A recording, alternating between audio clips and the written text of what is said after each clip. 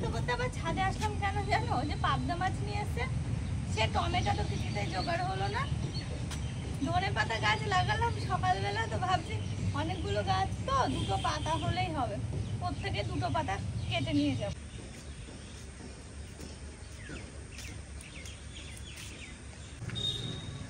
এই গাছগুলো তো সকালে লাগালাম, তো দেখো কি সুন্দর, একদম মনে হচ্ছে যেন বেশ 2-3 দিন আগে লাগানো।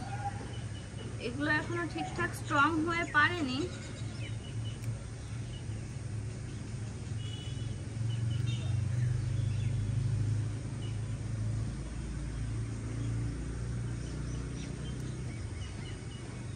কিছুতেই হলো না, আগের বার না তার আগের বার লাগানো ছিল, সে গাছ কিছুতেই হলো না।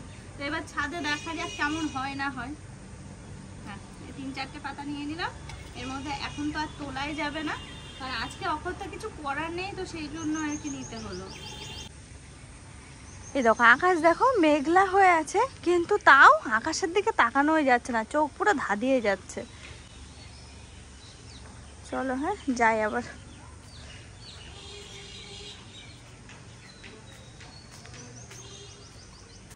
তোমরা হয়তো এর আগের ভিডিও আমার দেখেছো।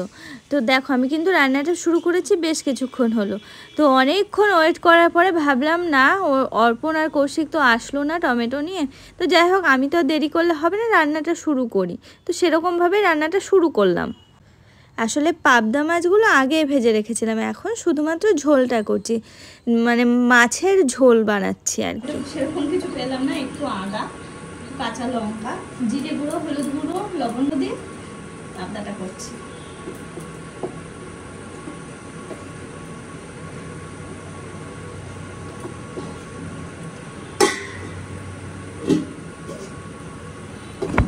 এই পাবদা মাছ করার এক্সপিরিয়েন্স আমার নেই, তবে আজকে বলতে পারো এই প্রথমে আমি এরকমভাবে রান্না করছি। আর জানো তো যে ঝোলটা একটু চেখে দেখলাম না, দারুণ লাগলো কিন্তু খেতে। কি কি দিলাম তোমাদের তো বললামই, তবে খুব সুন্দর লাগলো জানো তো। আমার মনে হলো যে একটু সর্ষে একটু পোস্ত বেটে না দিলে ঠিক ভালো লাগবে না, কিন্তু না, টেস্ট করে দেখার পর মনে হলো যে না, ওগুলোর তো কোনো প্রয়োজনই নেই। আশা করছি খুবই ভালো হবে। দেখো উপর দিয়ে দিচ্ছি সেই ধনে পাতা নিয়ে এসেছিলাম, সেগুলো কুচি করে রেখেছি, তো সেটাই দিয়ে দিচ্ছি। আর নামানোর আগ দিয়ে দেবো একটু কাঁচা সর্ষের তেল, ব্যাস অপূর্ব খেতে, অপূর্ব খেতে। তবে হ্যাঁ, পাবদা আর কী মানে আর কীভাবে রান্না করা যায় একটু জানিও তো। আমার যা মনে হচ্ছে যেন বেগুন দিয়ে রান্না করা যায় না, বলো তোমরা একটু জানিও তো, বেগুন দিয়ে পাবদা রান্না করা যায় কি? তাহলে একবার রান্না করবো। শুধু আমি পরে থেকে লাস্টে ছবি তোলার জন্য। হ্যাঁ, তুমি এত লেটে লেটে খাও কেন? এত আস্তে আস্তে দেখো আমাদের সবার খাওয়া দাওয়া হয়ে গেছে, আমার অর্পণ দুজনেরই হয়ে গেছে, কৌশিক খাচ্ছে এখন। খেতে বসেছি 1 ঘন্টা আগে, এখনো শেষ করে উঠতে পারিনি। কত ভাত খাচ্ছে বাবা? আমি তোমাদের না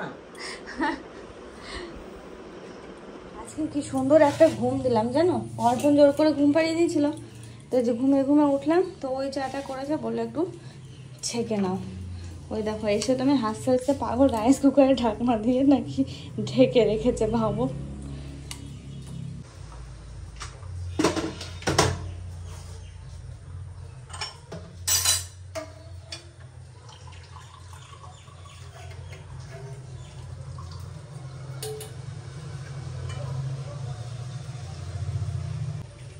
এ তো মানে 8-10 জনের চাল দেওয়ার মতো চাল দিয়েছে, গাদা।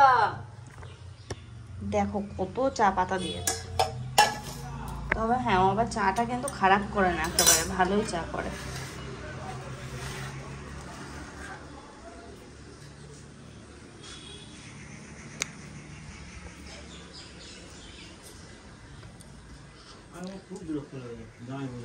কি হচ্ছে? মুখটা অরম করেছ তুই যখন এসে কিছু বললি কা হুয়া? দেখো আজকে দুপুরবেলা যে মাছের ডিমের তরকারিটা করেছিলাম না, সেটা না পুরোটা রয়ে গেছে। তো এখন ভাবলাম ওটা দিয়ে আবার রুটি খাওয়া যাবে। আর আমার আজকে একটুও ভাত খেতে ইচ্ছা করছে না। আর অর্পণ আর কৌশিক সন্ধ্যাবেলায় ওদের এক জায়গায় পিকনিক ছিল, সন্ধ্যাবেলায় ওরা আবার কটা ভাত খেয়েছে, মানে পিকনিকে গিয়ে। তো সেই জন্য আমিও ভাবলাম তাহলে ভাত না করে 2-4টে রুটিই করি। দেখো এখন বসে পড়লাম রুটি করার জন্য, ঝটপট করে 2-4টে রুটি করে নিই। প্রতিদিন তো একরকম খেতে ভালো লাগে না বলো, মানে ভাতটার কথা বলছি আর কি।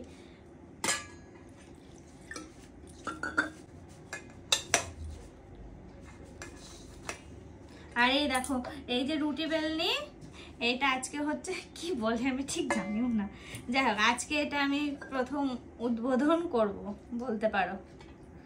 মেজে মেজে রেখে দিলাম শুকানোর জন্য।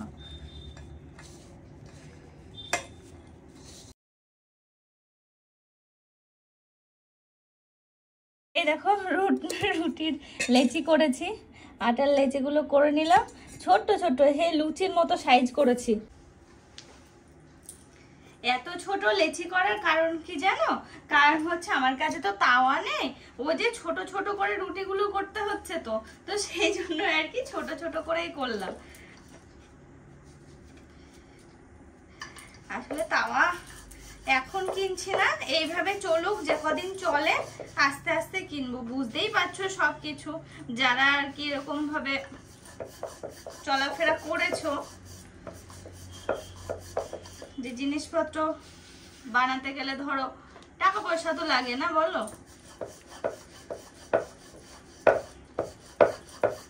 সবকিছু হবে আস্তে আস্তে হবে।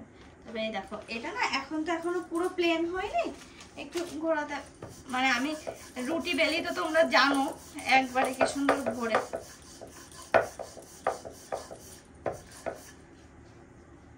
রুটির সাইজ গুলো না হেভি পছন্দ হয়েছে আমার, কেন জানো? ওই যে সেই টিফিন নিয়ে যাওয়ার মতো সাইজ আর কি।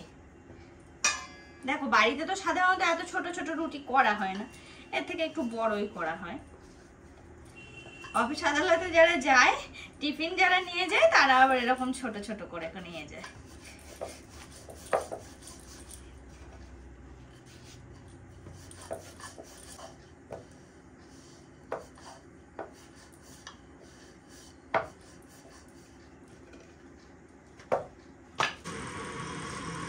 তো দেখো রুটিটা কিন্তু শুরু করে দিয়েছি, ফ্লেমটা একটু কমিয়ে নিই।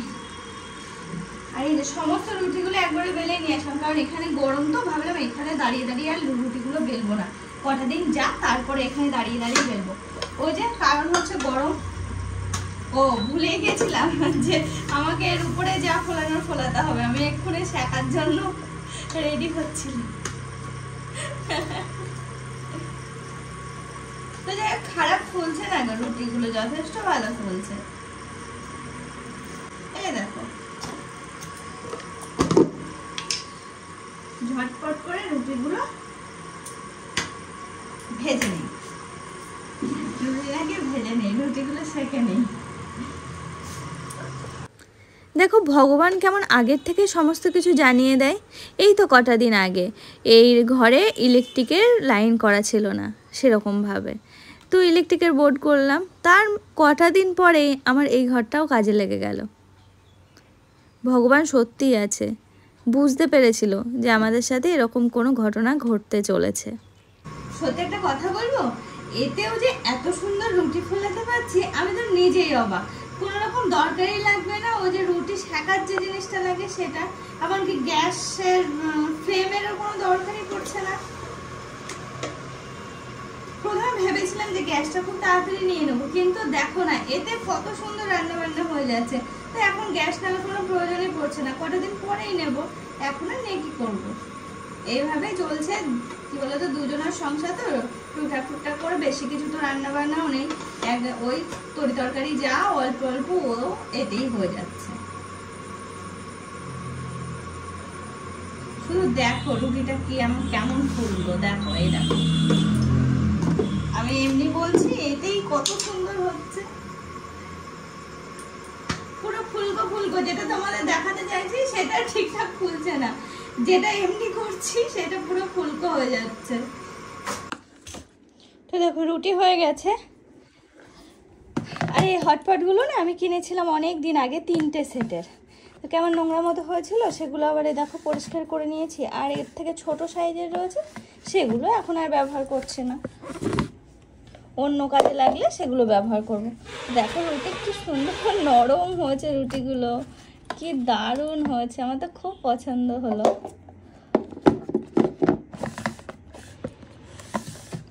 এখন মনে হচ্ছে সত্যি কোনো দরকারই নেই তাওয়া বা কোনো কিছুর,